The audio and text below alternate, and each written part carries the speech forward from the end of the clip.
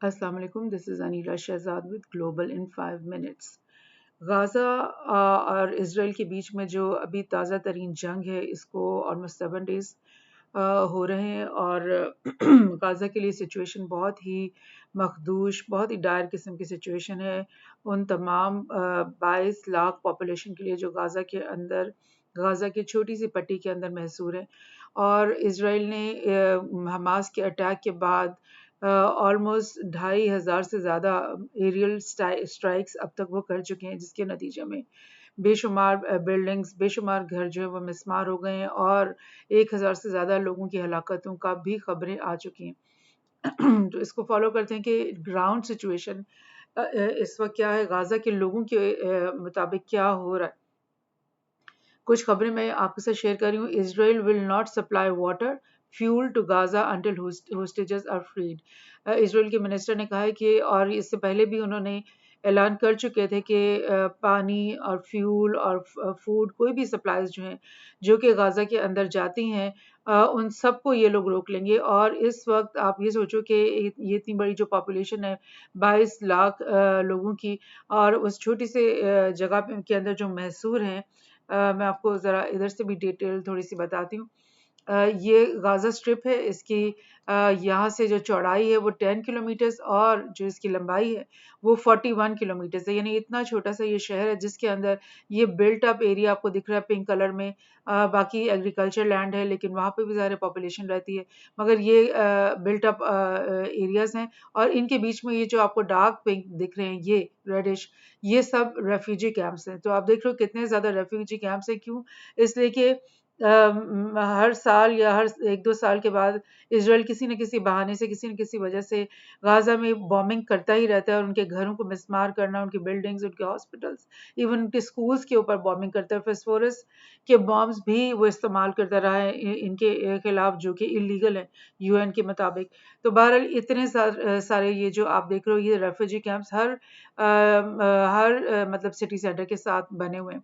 बहरहाल ये जो बॉम्बिंग हुई है इसराइल की तरफ से, तकरीबन 2,500 से ज़्यादा बॉम्बिंग के बाद, आप सोच सकते हो कि ये कितने घर जो हैं मज़ीद मस्मार हो गए होंगे, कितनी बिल्डिंग्स मज़ीद मस्मार हो गई होंगी, और 2 लाख से ज़्यादा लोग जो हैं इस वक्त इंटरनली मज़ीद डिस्प्लेस हो चुके हैं। यानी कि इन्हीं बिल्ट अप एरिया में से मज़ीद जो हैं वो रेफ्यूजी कैंप्स में 2 से 2.5 लाख लोग मज़ीद शिफ्ट हो गए हैं, बल्कि रेफ्यूजी कैंप्स तो पहले ही ओवरफिल्ड हैं।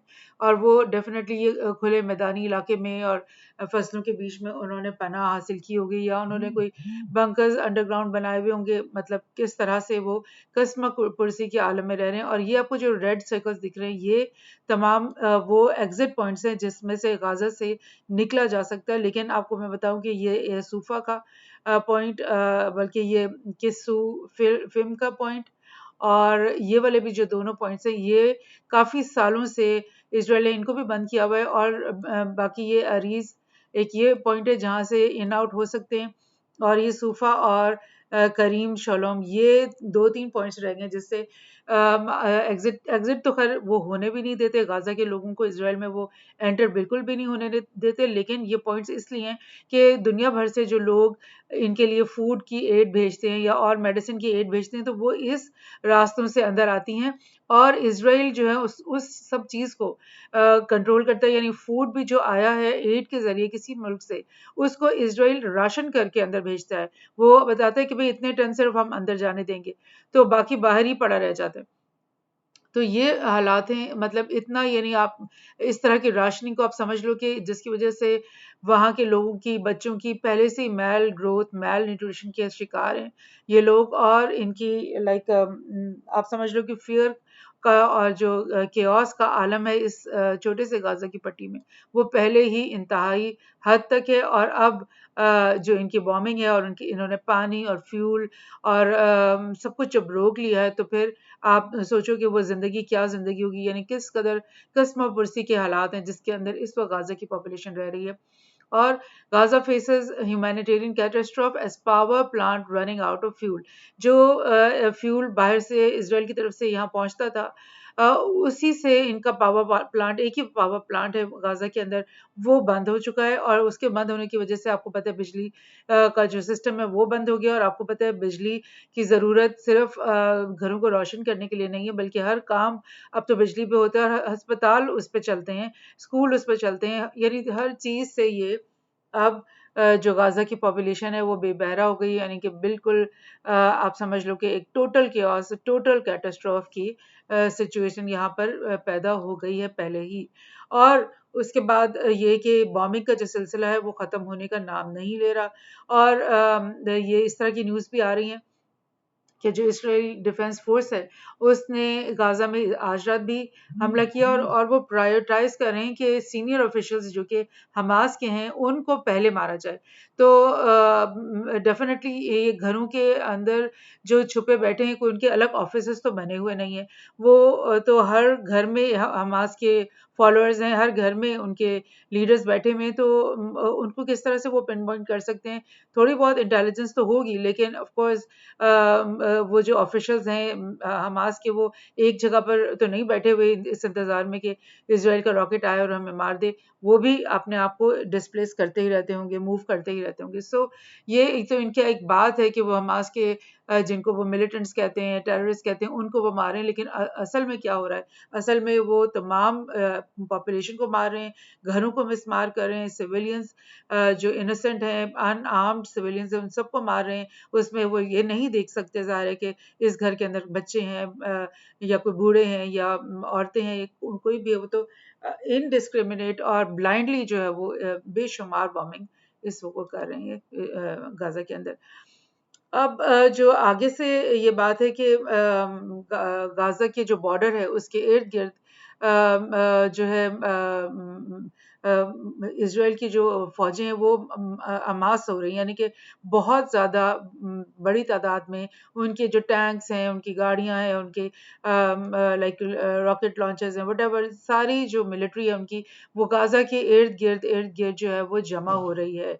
और ये इस वजह से जो है और लाइक बार बार वो नेतन्याहू और उसके गवर्नमेंट के और लोग जो हैं वो बार बार ऐलान भी कर रहे हैं कि मतलब हमने ग्राउंड इन्वेजन करनी है, हम घुसने वाले हैं, हम पूरी फोर्सेस के साथ, पूरी अपनी आर्मी के साथ अंदर घुसने वाले हैं। लेकिन जो वेस्टर्न एनालिस्ट हैं बहुत सारे, उनका भी ये ख्याल है और उनके इस तरह के ओपिनियंस आ रहे हैं कि इसराइल अगर वहाँ अंदर घुसता है तो उसके लिए कितनी इश्यूज बनेंगे, इतनी प्रॉब्लम होगी, क्योंकि अभी चंद घंटों पहले ही ये भी खबर निकली है कि इजिप्ट और जॉर्डन ने यूएस को ये इंफॉर्मेशन दी है कि हमास ने बहुत तैयारी कर रखी है, उनके पास बहुत सारे इम्प्लोसिव डिवाइसेस हैं और एंटी टैंक इम्प्लोसिव्स भी उन्होंने तैयार कर रखे हैं। तो अगर ये ग्राउंड के अंदर इनकी टैंक या इनकी गाड़ियां घुसती हैं तो फिर इनके ऊपर बहुत शदीद हमला ऑर्गेनाइज तरीके से हमास करेगी। सो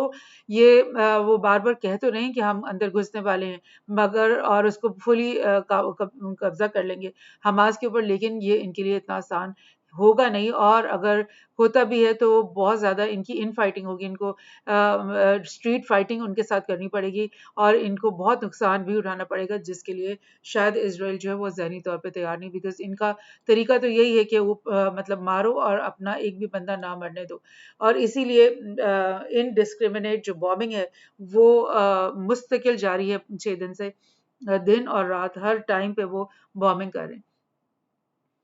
Israel Hamas war, ground invasion looms, humanitarian crisis engulfs Gaza and safe corridor rejected। यानी इसराइल ये और यूएस जो है इजिप्ट से ये बात कर रहे थे काफी दिनों से, कुछ दिनों से, कि जो रफा बॉर्डर है, मैं आपको यहाँ से दिखा, ये जो रफा बॉर्डर और ये दो एग्जिट पॉइंट हैं जो इस इजिप्ट के बॉर्डर के अंदर जाते हैं, और यूएस कह रहा था इजिप्ट से कि अपने बॉर्डर को खोल दो और सेफ एग्जिट तमाम गाजा की जो 22 लाख पॉपुलेशन है वो यहाँ से तुम्हारे इजिप्ट के अंदर घुस जाए, क्योंकि इतनी ज़्यादा बॉम्बिंग हो रही है और जानें ज़ाया हो रही हैं, तो उनको जान बचाने के लिए जो है ना तुम उनको इधर आने दो। लेकिन इजिप्ट ने इस बात को टोटली रिजेक्ट कर दिया और ज़ाहिर है गाज़ा के लोग भी कभी भी ये नहीं करेंगे कि वो सब के सब रेफ्यूजीज़ बनकर बाहर निकल जाएँ और फिर इज़राइल पूरा कंट्रोल हासिल कर ले और उनको दोबारा कभी ज़िंदगी में वापस ना आने दें। और पहले भी आपको पता है लाखों फ़लस्तीनी जो हैं वो जॉर्डन में, इजिप्ट में, लेबनान में और इर्द-गिर्द जगहों पे बहुत सीरिया में पनाह गुज़ीन है लाखों की तादाद में और वो वापस नहीं आ पा रहे। तो इनको ज़ाहिर है गाज़ा को एक दफ़ा छोड़ने का मतलब है कि फिर वो दोबारा कभी भी गाज़ा उनके हाथ में वापस नहीं आएगा। So this is happening. बहरहाल Israel prepares ground invasion into Gaza. बहुत भरपूर तरीके से वो तैयारी कर रहा है गाज़ा के अंदर एंटर होने के लिए, लेकिन एंटर होने से पहले उसको सोचना है कि ये अब मैं अंदर घुस तो जाऊँगा लेकिन वहाँ पर मेरा बनेगा क्या? Brutal urban warfare awaits Israel's army in Gaza. Gaza में जो लोग हैं वो तो ज़ाहिर है अपनी जानें जो है वो हाथों में लेकर बैठे हुए हैं। वो तो उनको पता है कि हम ऐसे या वैसे हमने मरना तो है ही, तो लिहाज़ा वो भरपूर फाइट इनको देंगे और एक-एक स्ट्रीट में फाइटिंग होगी और एक-एक जो जवान है वो इनके खिलाफ किसी न किसी तरीके से मतलब बरसरे पैकार इनके साथ हो जाएगा। और लाइक जो भी एनालिस्ट हैं ये सब वेस्टर्न एनालिस्ट हैं, वो यही कह रहे हैं कि मतलब घुसना तो आसान है लेकिन वहाँ से निकलना इज़राइल के लिए इतना आसान नहीं होगा और नुकसान उनको बहुत ज़्यादा होगा। सो ये सूरत हाल है कि गाज़ा के लोग जो हैं वो 70 साल से ही ज़ुल्म और बर्बरियत का शिकार हैं। उनके साथ अपार्थाइड की पॉलिसीज़ हैं, उनके साथ जेनोसाइडल पॉलिसीज़ हैं, उनको ख़त्म करने के लिए हर हरबा जो है इज़राइल पहले ही इस्तेमाल कर चुका है।